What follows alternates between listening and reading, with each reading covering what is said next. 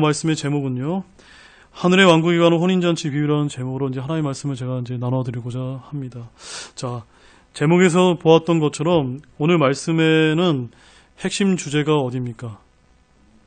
우리가 죽어서 가는 저 천국인 하늘나라가 아니라 어디입니까? 하늘의 왕국입니다. 근데 이게 개역 성경에는 이 하늘의 왕국이 다 뭐로 번역되어 있습니까? 천국으로 번역되어 있으니까 내가 죽어서 가는 저 천국의 혼인잔치를 이야기하는구나 라고 그렇게 이해하게 되면 이 말씀이 이해가 될까요? 안 될까요? 이해가 안 된다는 겁니다. 그럼 이 말씀 우리가 어떻게 이해해야 됩니까? 네, 예수님께서 이 땅에 강림하셔서 문자적으로 다스리게 될 그 천년왕국에 들어갈 그것에 관한 말씀을 여기서 다루고 계시다는 겁니다. 그래서 마태복음에만 유일하게 하늘의 왕국에 관한 말씀이 나오는데, 여러분 하늘의 왕국이라고 하는 이 단어만 나오면 먼저 뭘 생각해야 되냐면, 천년왕국에 관한 말씀이구나, 유대인에 관한 말씀이구나. 여러분 이제 그것을 여러분 좀 생각하시기 바랍니다. 그래서 마태복음을 항상 이 말씀을 보실 때는 교회에다가 필요한 영적인 말씀은 분별해서 우리가 적용을 할 수가 있습니다. 그러나 이렇게 분명하게 하늘의 왕국에 관한 혼인잔치의 비유라고 하신 말씀은 우리 교회 시대에 있는 그대로 적용하면 됩니까? 안 됩니까?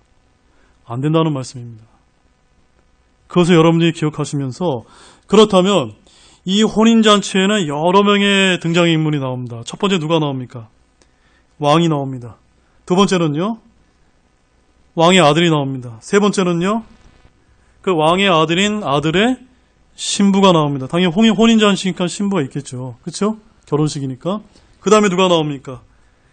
그 혼인잔치에 초대받은 손님들이 나옵니다. 그래서 제가 지금 설명드린 여기까지는 얼마든지 이 말씀을 천국 비유로 우리가 해석을 해서 교회 시대에 적용해도 문제가 없습니다.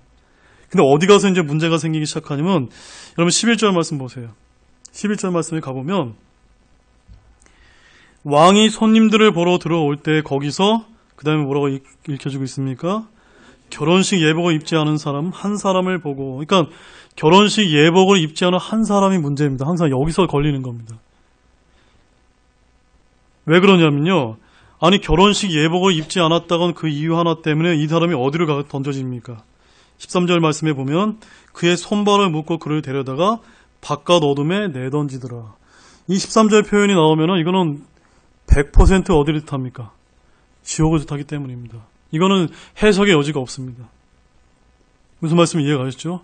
그래서 이 말씀을 우리가 해석을 할 때 많은 분들이 이제 교회에다 적용하는 말씀으로 해석을 하기 때문에 오늘 말씀이 어렵다는 말씀입니다. 그래서 여러분들이 기존에 이제 그런 말씀으로 들어오셨다면, 오늘 제가 말씀드렸던 이런 등장하는 인물들 하나하나는 누구를 가리키며, 여기서 결혼식 예복을 입은 한 사람을 일반 교회에서는 어떻게 얘기하냐면, 여기 이제 초대받은 손님들이 우리 교회 성도들이다. 그런데 이 성도들 중에 예복을 입지 않은 손님인 이 한 사람은 구원을 잃어버린 사람이다. 이렇게 이제 설명을 하면서, 당신 똑바로 안 믿으면 구원을 잃어버릴 수 있는 그런 그 한 사람에 속할 수 있습니다라고 이렇게 가르칠 수 있기 때문입니다. 여러분 이렇게 말씀을 제가 전언도가 한번 상상을 해보시죠. 여러분 어떤 마음이 드시겠습니다? 정신 똑바로 차리셔야 되겠죠. 네. 네. 대부분의 교회들이 이렇게 해석을 할 수밖에 없는 체계로 흘러가게 되어 있습니다. 이런 것은 말씀을 올바르게 나눠서 분별하지 못했기 때문입니다. 자, 그러면 본문 말씀을 제가 정확하게 이제 한번 찾아가 보도록 하겠습니다. 자, 이 마태복음 22장은 총 13개의 하늘왕국 비유 중에 10번째 비유에 해당됩니다. 그래서 이 마태복음에 등장하는 이 하늘왕국 그러면은 항상 여러분들이 천년왕국에 유입되는 과정을 그리고 있다는 점에서 실제적인 천년왕국과 연관된 모습이 일관되어 있다는 것을 먼저 생각해 보시기 바랍니다. 그래서 여기서 보게 될 10번째 하늘왕국의 비유 역시 천년왕국으로 들어갈 때의 모습에 해당되는 그런 예수님께서 우리에게 알려주신 비유다. 이렇게 믿으시기 바랍니다. 자, 본문 1절과 2절 말씀 다시 한번 읽겠습니다. 예수님께서 응답하여 다시 비유로 그들에게 말씀하여 이르시되 하늘의 왕국은 마치 자기 아들을 위해 혼인잔치를 베푼 어떤 왕과 같으니라.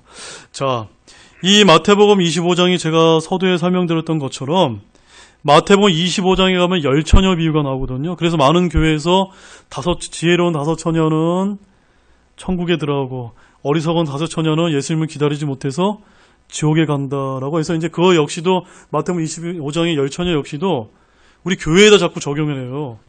그런데 여러분 잘 기억하실 게 우리 교회에는 어린 양의 신부로서 고린도후서 11장에 가면은 우리 교회를 뭐라고 지칭합니까? 순결한 한 처녀라고 불립니다. 한번 따라해보세요. 교회는 순결한 한 처녀입니다. 단수입니까? 복수입니까? 단수로 표현됩니다. 왜냐하면 성경은 항상 한 남자와 한 여자가 결혼하는 것을 지지합니다. 절대 한 남자와 여러 명의 아내를 거느리는 말씀을 지지하지 않습니다. 여러분 이해 가세요? 일부 다처제를 성경은 지지하지 않는다는 말씀입니다.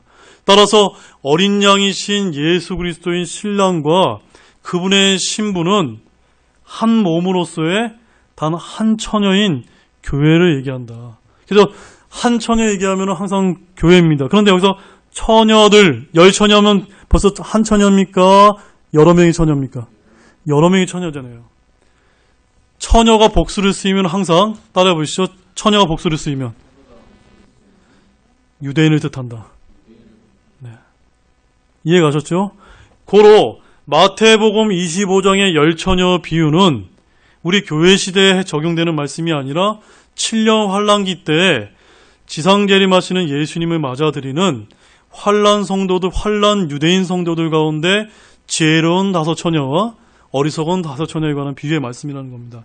마찬가지로 오늘 다루게 될 이 마태복음 22장의 하늘왕국, 아들을 위해서 혼인자치를 베푼 어떤 왕과 같은 이 하늘왕국 비유 역시도 우리 교회에게 해당되는 말씀이 아니라 어디에 해당되는 말씀일까요?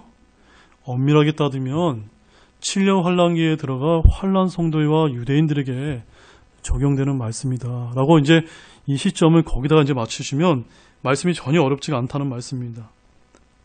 그래서 우리가 이제 6절에서 7절 말씀을 우리가 방금 전에 읽었죠. 그 말씀을 우리가 다시 한번 보게 되면 이 말씀은 예수님을 거부한 당시에 유대인들의 모습이 이제 등장하고 있고, 특히 7절에서는 살인자들을 죽인다고 하는 이 말의 의미는요, 7절에 예수님께서 갈보리 십자가에서 돌아가신 다음에 주 70년에 예루살렘의 그 로마의 어떤 장군에 의해서 파괴가 되게 되었습니다. 그래서 그 말씀에 직접적으로 적용되는 말씀입니다. 그 말씀은 마태복음 21장 41절에 나와 있는데 그 말씀 한번 읽어보시겠습니다. 같이 읽겠습니다. 그들이 그분께 이르되 그가 그 사악한 자들을 무참히 멸하고 자기 포도원들은 제때 자기에게 열매를 바치 다른 농부들에게 세 주리라 하매.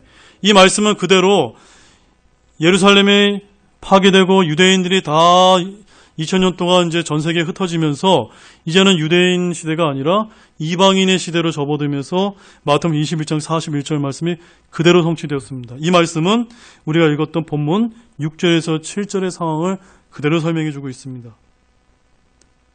그러나 이 비유를 교회 시대의 복음을 전하는 것을 우리가 교리적으로 해석하게 되면은 다음에 이어지는 구절에서 여러 가지 이제 문제들이 발생하는데 그 말씀으로 한번 다시 들어가 보겠습니다. 11절에서 14절까지의 말씀을 우리 한 구절씩 읽도록 하겠습니다.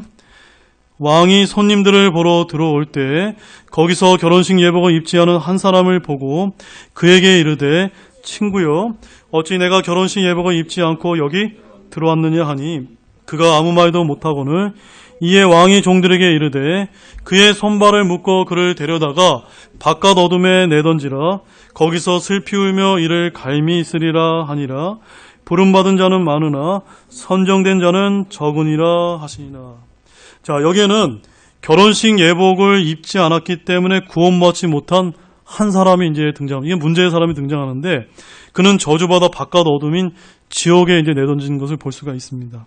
자, 이 말씀을 가지고 이제 크게 세 가지 견해가 있습니다. 몇 가지 견해요? 세 가지 이것을 해석하는 해석 체계가 있습니다. 첫 번째, 두 번째는 제가 볼 때는 성경적인 해석이 아닌데 그런 해석이 있다는 걸 여러분께 설명을 드립니다. 첫 번째 견해는요, 이렇게 결혼식 예복을 입지 않아서 바깥 어둠인 지옥에 내던지는 문제에 대해서 소위 알미누인주의자, 한번 따라해보세요. 알미니안주의자. 자, 알미니안주의자가 어떤 사람들일까요? 알미니안주의자는 우리가 아까 구원 열차에 올라타면 내리지 않는다고 말씀드렸죠. 그래서 이거는 우리는 한 번 받은 구원은 영원한 구원이다라고 믿는 것을, 우리 같은 것을 영원한 구원의 보장이다라고 믿는데, 이 알미니안주의자들은 당신이 구원을 받았어도 제대로 안 살면 얼마든지 구원을 잃어버릴 수도 있다라고 주장하는 그런 부류의 신자들을 알미니안주의자들이다라고 이렇게 부릅니다. 이들의 첫 번째 견해는 어떻게 보냐면요, 바로 이렇게 예복을 입지 않았게 구원받지 못한 한 사람은 바로 예수님을 영접했지만 마지막 심판 때에 예복을 입지 않았기 때문에 지옥에 내던진다라고 이렇게 주장합니다. 그러면서 그 사람들은 요한계시록 16장 15절 말씀을 이제 근거로 내세우는데, 그 말씀 한번 보십시오. 요한계시록 16장 15절 말씀. 요한계시록 16장 15절 말씀입니다. 제가 오전에도 잠깐 그런 말씀을 소개해드렸는데, 사두개인들도 자신들이 부활이 없다고 믿는 것을 가지고 신명기 말씀을 근거로 해서 이렇게 이제 자기도 주장하는 것을 여러분들에게 설명을 드렸지 않습니까? 마찬가지 이 알미니안주의자도 나름은 성경적인 말씀을 근거로 해서 그들이 오해하고 있지만 이런 것을 내세우고 있다는 겁니다. 그 말씀으로 이제 이 말씀을 등장하는데 같이 읽겠습니다.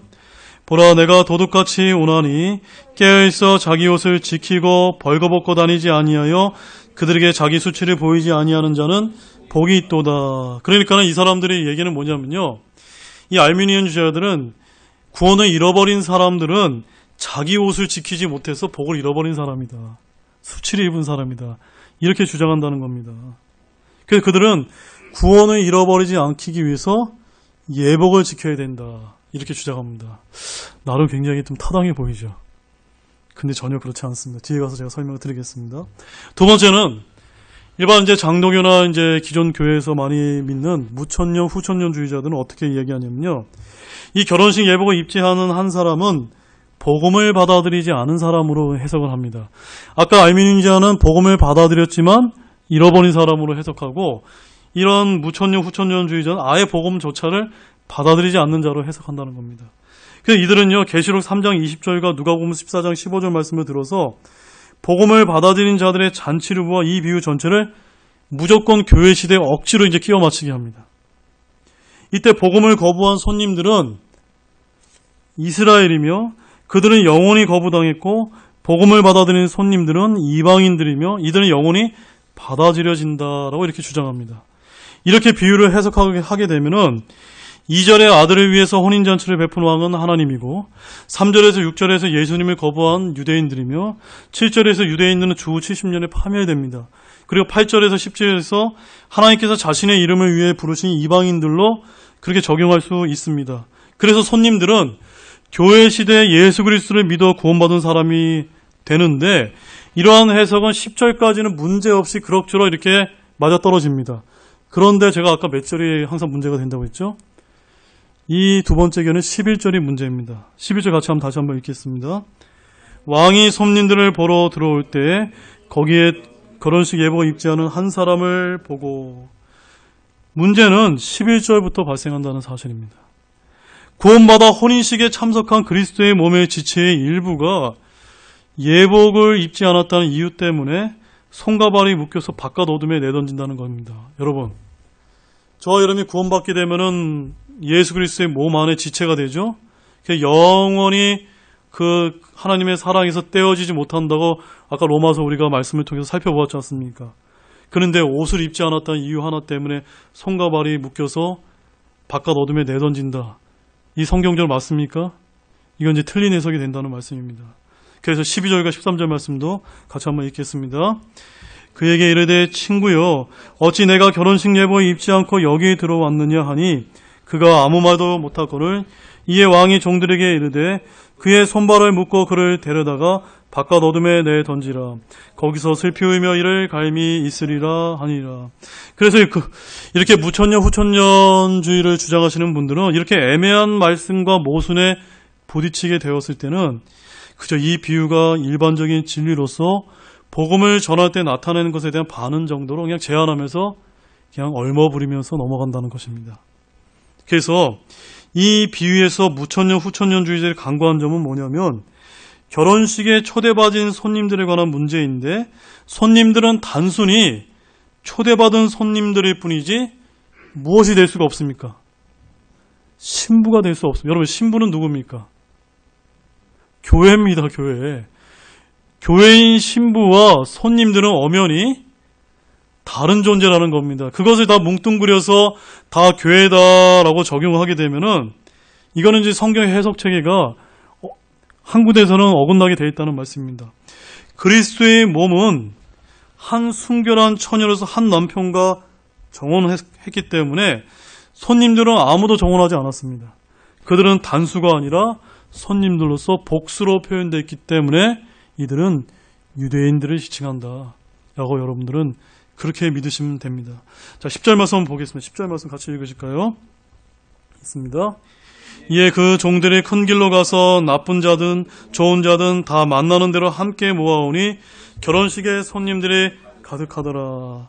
자, 우리는 이제 마태복음 25장에서 교회를 의미하는 순결한 한 처녀가 아니라 환란 성도를 대표하는 이스라엘 열 처녀들을 이제 보게 되는데요. 예수 그리스도의 신부는 이브가 아담의 몸이었던 것처럼 지금 그리스도의 몸입니다.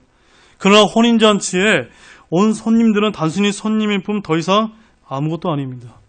그들은 결코 그리스도의 몸 안에 들어오지도 않았고 앞으로도 들어오지 않을 것이기 때문입니다. 따라서 정리를 해드리면 왕은 누구십니까? 하나님이십니다. 아들은 누굽니까? 신랑이신 예수 그리스도입니다. 신부는 누굽니까? 저와 여러분이 교회를 얘기합니다. 혼인잔치는 뭐 뜻할까요? 바로 혼인잔치 영어 표현이 어떻게 되면 2절 말씀에 보게 되면 A marriage for his son이라고 되어 있습니다. 누구를 위한 결혼입니까? 예수 그리스도 자신의 아들을 위한 결혼식이다. 그 결혼식이 언제 열립니까? 교리적으로. 바로 우리 교회 시대의 신부인 우리가 지금은 정혼 상태에 있지만 약혼 상태에 있지만 예수님께서 공중 강림하시게 되면은 저 공중에서 그리스도의 심판석을 거치고 나서 하늘에서 우리가 혼인식을 가지게 됩니다. 혼인잔치를 갖게 된다라고 성경은 그렇게 이제 말씀하고 있습니다.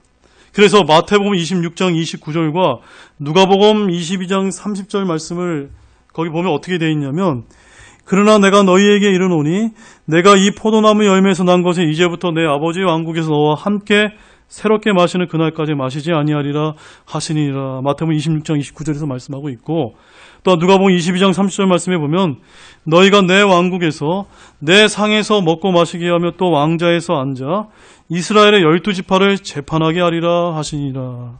따라서 저와 여러분과 신약시대에 구원받은 성도들은 다 구원받아 영광스러운 몸을 입고 혼인잔치에 들어갑니다. 7년 환란기가 끝나게 되면 어디로 들어가죠? 천년왕국에 들어가서 누구를 재판하게 됩니까?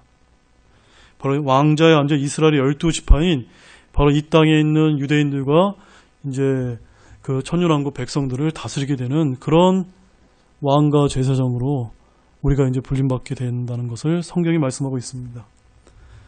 또한 본문 3절과 4절 말씀을 다시 한번 보게 되면 예수님의 초림 때 예수님을 거부하고 예수님과 그 제자를 죽이고 박해한 유대인들로 하나님께서는 그들을 주 70년에 이제 멸망시키셨습니다.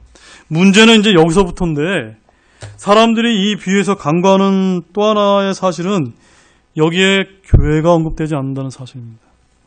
교회는 아직 계시조차 되지 않았습니다. 그리고 8절에서 14절은 곧바로 어디로 넘어가냐면 7년 환란기로 넘어간다는 것을 보시기 바랍니다. 이때는 야곱의 고난의 때로서 교회는 이미 휴거된 상태이며 하나님께서 이스라엘 중에서 혼인잔치에 참여시킬 손님들을 이제 모으시는 단계입니다. 여러분 이해 가셨어요? 우리 교회는 이제 혼인잔치가 언제 열립니까?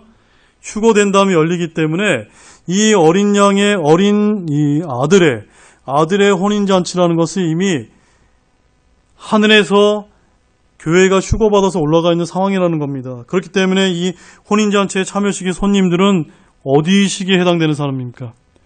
7년 환란기에 이제 초대받는 손님들이라는 말씀입니다. 그래서 손님들은 한 명이 아니라 여러 명이고 그들은 마태복음 25장에서는 처녀들로, 특별히 열처녀로 이렇게 묘사되고 있습니다.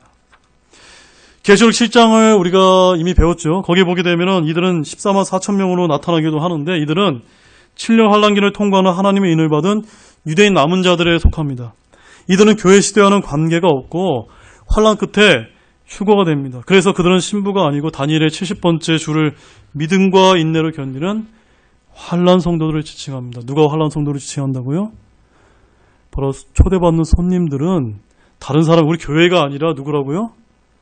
환란 시대에 초대받는 환란 성도들을 이제 지칭한다는 말씀입니다. 그런데 우리 신약서들과 신약 성도들과 환란 성도들의 궁극적인 차이가 뭡니까?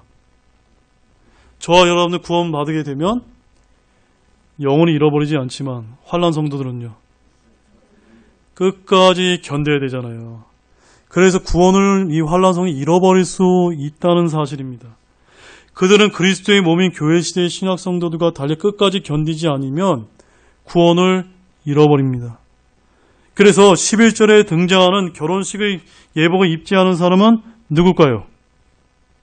이 사람은 손님이 아니기 때문에, 예복을 입지 않은 한 사람이기 때문에 이 사람은 먼저 첫 번째로는 환난 성도지만 끝까지 견디지 않았기 때문에 구원을 잃어버린 사람으로 우리는 그렇게 이제 쉽게 적용해 볼 수가 있습니다. 마치 이 예복은요, 혼인잔치에 들어오기 위한 통행증과 같습니다. 예복을 잊지 않고는 여기에 들어올 수가 없기 때문입니다. 한마디로 말해서 이 사람은 불청객이라는 말씀입니다. 그런데 여러분, 계시록 6장 11절 말씀 가보죠. 계시록 6장 11절 말씀. 계시록 6장 11절 말씀입니다. 이제 계시록 6장 11절 말씀을 보게 되면 왜 이제 그 결혼식 예복을 이제 예수님께서 강조하시는지 그것을 우리가 이제 이해할 수 있는데, 계시록 6장 11절 말씀 같이 읽겠습니다.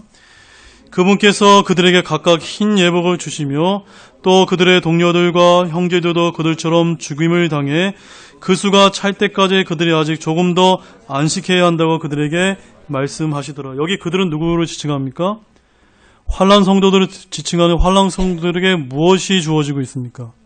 흰 예복이 이제 주어지기 때문입니다. 바로 마태복음 22장에서 그 결혼식에 참여할 손님들 가운데 결혼식 예복, 이 예복이 이제 흰 예복으로 여기 표현되고 있습니다. 계시록 7장 9절 말씀도 보죠. 계시록 7장 9절. 한 장 넘기셔서 있습니다. 이 일들 뒤에 내가 보니 보라, 아무도 능히 셀 수 없는 큰 무리, 그 모든 민족과 족속과 백성과 언어에서 나온 큰 무리가 흰 예복을 입고 손에 종려나무 가지를 들고 왕자과 어린 양 앞에 서서. 따라서 첫 번째, 잘 기억하십시오. 환난 성도들에게는 무엇이 주어집니까? 흰 예복, 결혼식 예복이 주어진다는 겁니다. 이 사람은 신부가 아닙니다. 결혼식에 참여하는 손님들로서 예복이 주어지기 때문에 이 사람들은 환난 성도를 지칭합니다. 특별히 유대인에 관한 말씀을 하고 계십니다.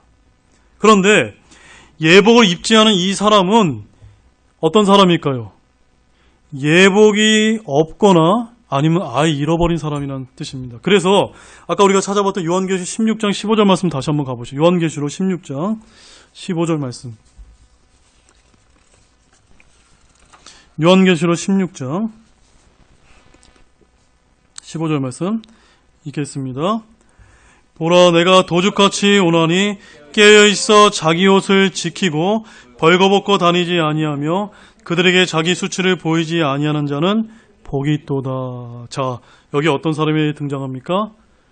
자기 옷을 지켜야 되는 사람이 나온다는 겁니다. 저와 여러분같이 신약시대에 구원받은 사람들은 구원받는 그 순간 무엇이 주어집니까? 영원한 생명이 주어지고 우리에게 예복이 이미 다 신부로서 예복이 주어지지만, 이 신부가 아닌 환난 성도들은 그들에게 예복이 주어지긴 주어지지만 그들은 뭘 해야 됩니까? 지켜야 됩니다. 지키지 않으면요, 잃어버립니다. 벌거벗어서 수치를 당해서 이제 잃어버리게 된다는 사실입니다. 그러므로 여기 나와 있는 예복을 입지 않은 한 사람은 성도가 아닙니다. 그는 왕의 아들의 혼인잔치에 참여할 만한 자격이 있는 손님도 아닙니다. 그는 마태복음 25장 30절에 나와 있는 무익한 종과 같은 운명에 처해지게 됩니다. 그러므로 그가 만약 환난 성도였다면 끝까지 견디지 않아서 구원을 잃어버린 사람을 가리킨다라고 우리는 그렇게 이해할 수가 있습니다. 그러나 여기서 더 중요한 게 나옵니다. 그러나 만약에 이 예보 입지 않은 한 사람이 구원을 잃어버린 환난 성도가 아니라면 또 우리는 어떻게 적용해 볼 수 있을까요? 아닐 수도 있다는 말씀입니다. 자, 본문 12절 말씀 보십시오. 여기부터가 정말 아주 어려운 말씀이 나오는데 본문 12절 말씀 보십시오. 같이 읽겠습니다. 그에게 이르되 친구여 어찌 내가 결혼식 예복을 입지 않고 여기에 들어왔느냐 하니 그가 아무 말도 못하거늘. 자, 예수님께서 이 결혼식 예복을 입지 않은 한 사람을 뭐라고 지칭합니까? 친구라고 부릅니다. 자, 여기 이 친구라고 하는 이 호칭은요, 우리가 좀 자세히 볼 필요가 있습니다. 왜냐하면 예수님께서 수요일 새벽에 겟세마나에서 이 말씀은 누구에게 하셨을까요? 누구에게 하셨을까요? 예수님의 12제자 중에 딱 한 사람이 있습니다. 가룟 유다에게 그 말을 하셨습니다. 자, 마태복음 26장 50절 말씀 보십시오.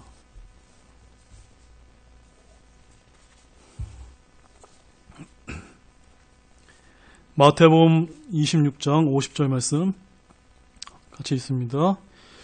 예수님께서 그에게 이르시되 친구여 내가 무슨 까닭으로 왔느냐 하시매 그때 그들이 와서 예수님께 손을 대어 그분을 붙잡거늘.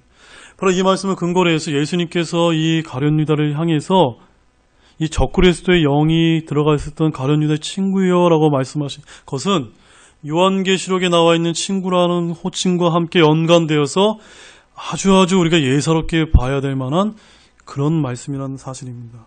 자, 시편 55편 13절 말씀도 보십시오. 시편 55편 13절 말씀.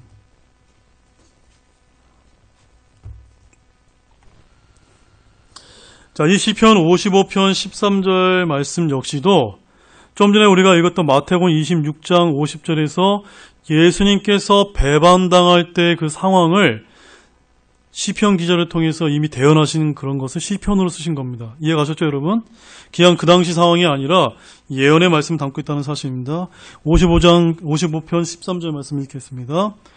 오직 그것은 곧 너니 나와 동등한 자여 나의 안내자여 내가 아는 자로다. 여기 보면 내가 아는 자로다. 이 내가 아는 자로다. 영어로는 acquaintance라고 되어 있습니다. acquaintance는 아는 사람, 친지, 친구, 벗을 뜻합니다. 그래서 여러분 이제 시편 55편 4절 5절 말씀을 보십시오. 내 마음이 내 속에서 심히 아프며 사망의 두려움이 나를 엄습하나이다. 두려움과 떨림이 내게 이르렀고 공포가 나를 눌렸나이다. 바로 예수님께서 십자가에 이제 그런 죽음이 이미 예견된 것을 아시고 이런 시편 기자의 말씀을 통해서 배반당에서의 상황을 지금 예언하고 계시면서 바로 그 배반한 그 가룟 유다를 향해서 내가 아는 자다, 나의 벗이다, 내 친구다 라고 이렇게 부르고 계십니다. 따라서 여러분 저를 봐주십시오. 정리하면 이 가룟 유다는 원래 사람이 아니라 마귀 같은 존재였습니다. 아니, 마귀였습니다. 그는 죽었을 때 지옥이 아니라 어디를 떨어졌습니까? 자기 처소를 갔다라고 사도행전 1장에 기록되어 있습니다. 그는 자기 처소에서 또한 계시록 9장에 보면 왕입니다. 또한 그의 명칭은 요한복음 17장 12절 말씀에 보면 멸망의 아들입니다.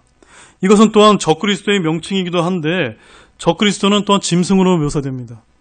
이 짐승은 바닥 없는 구덩이에 있는데 그는 멸망의 아들이며 다시 이 멸망으로 들어가게 될 것이라고 계시록 17장에서 말씀합니다. 그는 바로 이 가룟 유다는 사탄이 육신을 입을 존재인데 이 사탄은 교회의 휴거 이후 혼인식 동안 하늘에 나타나는 존재로 또한 나타나게 됩니다. 그래서 13절 말씀 다시 한번 보겠습니다. 13절 말씀 다시 한번 보십시오. 본문 13절 읽겠습니다. 이에 왕이 종들에게 이르되 그의 손발을 묶고 그를 데려다가 바깥 어둠에 내던지라. 거기서 슬피우며 이를 갈미 있으리라 하니라. 자, 사랑하는 여러분, 여기서 이 예복을 입지 않은 한 사람이 친구라고 불렸고 이 친구가 가룟 유다요 사탄이라고 우리가 이해한다면 이 13절 말씀은 어느 상황을 가리킬까요? 딱 문득 떠오르는 말씀이 없습니까? 요한계시록 가보시죠. 요한계시록 20장 1절에서 3절 말씀. 여기 손에다 집어넣으십시오. 손에 집어넣으시고 요한계시록 20장 1절에서 3절 말씀 가보십시오. 요한계시록 20장 1절에서 3절 말씀 같이 읽겠습니다. 또 내가 보니 한 천사가 바닥 없는 구덩이의 열쇠와 큰 사슬을 손에 들고 하늘로부터 내려와 마귀여 사탄이 그 영 곧 저 옛뱀을 붙잡으니라.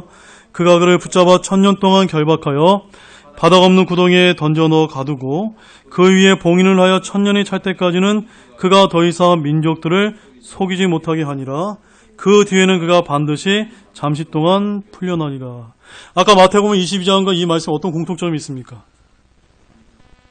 아까 그 예복을 입지 않은 한 사람은 13절 말씀에 그의 손발이 묶여서 데려다가 바깥 어둠에 던져졌습니다. 여기 계시록에서는 누가 붙잡힙니까? 마귀여 사탄이여 용이여 저 옛뱀인 우리를 속였던 루시퍼가 붙잡아서 1000년 동안 결박당해서 바닥 없는 구덩이에 던져지게 됩니다. 이해하셨죠, 여러분? 그래서 결론을 말씀드리겠습니다. 결론은 이 결혼식에 예복을 입지 않은 한 사람의 문제인데 이 사람은 두 가지 해석을 나눌 수가 있습니다. 첫 번째는 환난기 중에 구원을 잃어버린 사람이거나 아니면은 가련 유다로 이렇게 우리가 보여진다는 말씀입니다. 그러나 이러한 교리적인 해석에도 불구하고 우리가 이 비유를 통해 영적 진리를 증거하는 것은 얼마든지 가능합니다. 그래서 이제 제가 다 넘어가고 결론부터 이제 말씀을 이제 정리하게 되면, 자, 오늘 10번째 하늘왕국에 관한 비유는 이해가 가기 쉽지 않은 말씀 중에 하나이지만 11절 말씀과 관련해서 저는 여러분에게 최대한 말씀과 교리에 근거해서 설명을 드렸습니다. 자, 오늘 전해드린 말씀을 간략하게 요약을 말씀드리면 혼인잔치를 베푼 어떤 왕은 누구십니까? 하나님이십니다. 그 다음에 자기 아들은 누구시죠? 예수 그리스도이십니다. 아들의 신부는 누굽니까? 교회로서 순결한 한 처녀를 뜻하고 있습니다. 여기까지는 어렵지 않습니다. 네 번째로 혼인잔치에 초대받은 손님들은 누굽니까? 마태복음 25장에 나오는 10처녀들과 같은 유대인 환난 성도들입니다. 이들은 끝까지 견디지 않으면 구원을 잃어버릴 수가 있기 때문에 끝까지 견디어 구원받은 자들에게는 흰 예복이 주어진다고 요한계시록 6장 11절 말씀에 있고 그 자기의 옷을 지켜야만 수치를 입지 않습니다. 근데 마지막으로 가장 어려웠던 결혼식 예복 입지 않은 한 사람은 두 가지로 제가 설명을 드린 누구에게 해당될 수 있더라고요. 환난기 중에 구원을 잃어버린 자들에게, 바로 자기 예복을 아직 입지 않거나 잃어버린 사람이거나 그것도 아니라면 주님께서 친구라고 불렸던 적그리스도의 영이 들어갔던 가련 유다일 수도 모르겠다라고 저는 이렇게 좀 두 가지 말씀을 좀 드리겠습니다. 결론적으로 이 마태복음 22장의 혼인잔치의 비유를 엉뚱하게 우리 교회 시대에 적용하지 않도록 주의하는 우리 저와 여러분이 되기를 원합니다. 말씀을 마치도록 하겠습니다. 기도하시겠습니다. 하나님 아버지 참 감사를 드립니다. 오늘 우리가 이 오후 시간 또 오전 시간까지 포함해서 이 마태복음 22장에 있는 말씀들을 충분히 저희들이 살펴보았습니다. 주님, 매우 쉽지 않았던 말씀들이지만 이런 말씀들을 통해서 저희들이 부지런히 연구하고 공부해서 이 하나님의 말씀을 올바르게 깨달을 수 있도록 도와주시기 원합니다. 참으로도 한 주 동안 하나님께서 은혜를 베풀어 주셔서 우리 성도 여러분 한 분 한 분을 삶 가운데 은혜를 베풀어 주시고 지켜주시고 또한 주님과 함께 화평의 시간을 가질 수 있도록 주님께서 도와주시기 원합니다. 감사를 드리며 이 모든 말씀을 우리를 구원하신 주 예수 그리스도의 이름으로 기도를 드렸습니다. 아멘. 네, 여러분 수고하셨습니다.